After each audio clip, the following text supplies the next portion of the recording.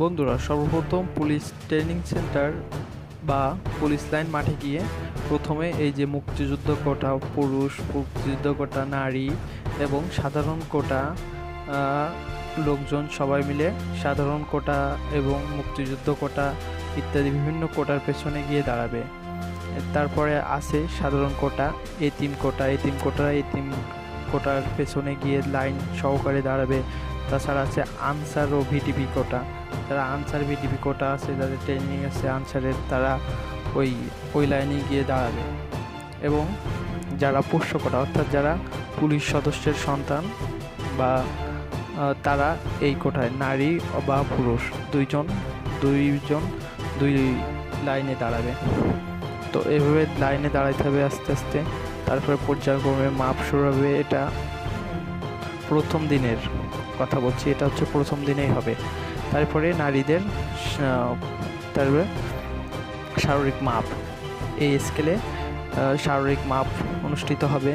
অর্থাৎ police line গেটেই এই স্কেলটা থাকবে। এই স্কেলের মাধ্যমে যদি আপনি এর উপর যদি আপনি এর তল দিয়ে চলে যান তাহলে হয়তো আপনার যাইতে দিবে না, আর যদি আপনি বেঁধে যান তাহলে অবশ্যই যাবে। ওটা টোটাল আপনার স্বাভাবিক প্রাথমিক যে মাপটা নেওয়া হবে এখান থেকে দেখতে পাচ্ছেন যে এর ভেতরে একটা স্কেল দেওয়া হবে।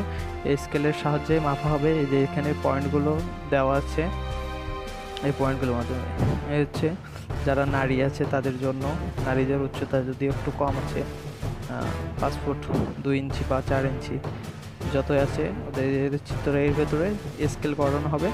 স্কেলের ভেতর দিয়ে আপনাকে প্রাথমিক মাপা হবে। একবার সর্বপ্রথম আপনাকে পুলিশ লাইন্সের মাঠের ওইখান থেকে এভাবে মাপ হবে। দ্বিতীয় যে কাজটা হবে চূড়ান্ত মাপ হবে। এটা থেকে চূড়ান্ত ওইখানে ওর নিচে আপনাকে দাঁড়াইতে হবে। ওই যে বড় একটা স্কেল আছে, দাঁড়াইতে হবে। দাঁড়ালে ওর মাথার উপরে ওই স্কেলটা ফেলে দেওয়া হবে। ওইটা সে ফেলে দেওয়া যায়। দেখছে 5 ফুট 6 ইঞ্চি, 5 ফুট 1 ইঞ্চি, 5 ফুট 7 ইঞ্চি, 5 ফুট 8 ইঞ্চি থেকে সর্বোচ্চ 7 ফুট 2 ইঞ্চি পর্যন্ত আছে। অর্থাৎ এই টুলটার উপরে দাঁড়াইতে হবে। দাঁড়ালে মাথার উপর থেকে উপরে ওইটা চাপ দিয়ে দিলে সঠিক যে মাপটা সে মাপটা চলে আসবে। এটাকে এইভাবে ঘোরানো নামানো যাবে,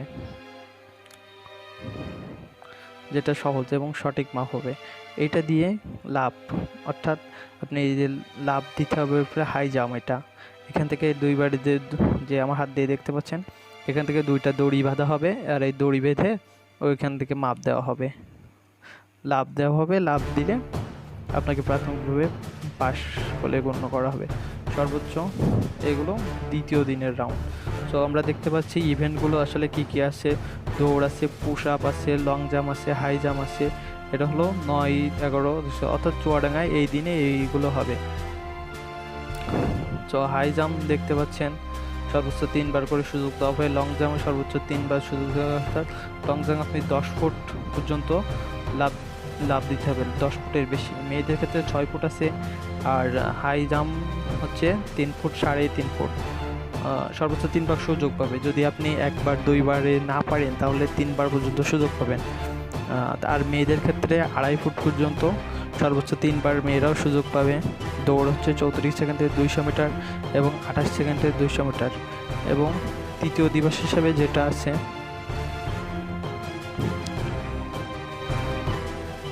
তৃতীয় দিনে সব থেকে কষ্টের যে রাউন্ডটা হচ্ছে সেটা হচ্ছে এই যে টায়ার নিয়ে মাজাই দড়ি আছে, দড়ি দিয়ে টায়ার নিয়ে দৌড়াইতে হবে আপনাকে। ওই যে দেখাচ্ছি, দেখেন এই টায়ারটা এই দড়ির মাঝখানে আপনার ভেতরে গিয়ে এবার টানতে হবে। আসলে এটা অনেক ভারী, আমি দেখছি, আমি নিজে এটা উঠানোর চেষ্টা করছি, অনেক ভারী। অর্থাৎ 1 মনের বেশি আছে এখানে ওজন। এই যে 3, 4টা 5টা আছে, সব থেকে বড় যেটা আছে এটা 1.5 মনের মতো, অর্থাৎ 50 কেজির উপরে আছে। এই যে সব থেকে বড় টায়ারটা, এই দড়ি বাঁধা আছে, এই দড়িতে মাজাই করে নিয়ে দৌড়াইতে হবে। সব থেকে কষ্টকর ইভেন্ট বলে আমি মনে করি এটাই সব থেকে। আরেকটা আছে, সেটা ইভেন্টটা হচ্ছে রোপিং, হচ্ছে দড়ি বেয়ে উপরে ওঠা। তো আপনাদের দেখালাম কি মাধ্যমে আসলে এই প্রাথমিক চূড়ান্ত বা যেটাই বলেন এর মাপ সহ এখানে নির্বাচন করা হবে। এইগুলো কিটস, এগুলো সব চুয়াডাঙ্গা জেলা পুলিশ চুয়াডাঙ্গা সব তৈরি করে ফেলেছে সবার জন্য, সবার মঙ্গলের জন্য। এইভাবেই কাজ শুরু। আরও একটি গুরুত্বপূর্ণ একটা অধ্যায় হলো এই রোপিং, অর্থাৎ এই বড় যে রোপিং, একটা এখানে রোপ লাগানো হবে, অর্থাৎ দড়ি লাগানো হবে। যে প্রতিটা দেখতে পাচ্ছেন এই যে বড় একটা আড়ার মতো টাঙানো হয়েছে, এর প্রতিটা প্রতিটা জায়গায় দড়ি লাগানো হবে, আর এই দড়ি বেয়ে বেয়ে উঠতে হবে। এটাই সব থেকে বেশি কষ্টকর বলে মনে করি। অর্থাৎ যাদের পেশির সমস্যা বা যারা বডি নিয়ে উপরে উঠতে পারে না, তারা এখন বেশি চেষ্টা করুন বুক ডাউন দিন অথবা গাছে ঝুলুন বা কোনো দড়িতে ঝুলুন, নাহলে এই ইভেন্টটাতে মিস করবেন, উঠতে পারবেন না। অর্থাৎ যে কোনো একটা ইভেন্টে ফেল করলে কিন্তু আপনি টোটালি ফেল। সো অনেক চেষ্টা করুন। এটা কিন্তু আসলে 20-25 ফুট, প্রায় 30 ফুট উপরে আমি ট্রেনিং সেন্টারে খুব বেশি উঠতে পারতাম। তো এই হলো চুয়াডাঙ্গা জেলা পুলিশের সার্বিক ট্রেনিং রিক্রুট কনস্টেবলদের যে নিয়োগের ব্যাপারে সব কিছুই তৈরি করে ফেলেছে। খুব শীঘ্রই হয়তো 9 তারিখে, সামনের মাসে 9 তারিখে বা নভেম্বরের 9 তারিখেই এই ইভেন্টগুলো শুরু হবে। এই চলবে হয়তো 1 সপ্তাহ বা তার বেশি। সবাই নিজের প্রস্তুতি নিন, ভালো থাকুন, সুস্থ থাকুন। আসসালামু আলাইকুম।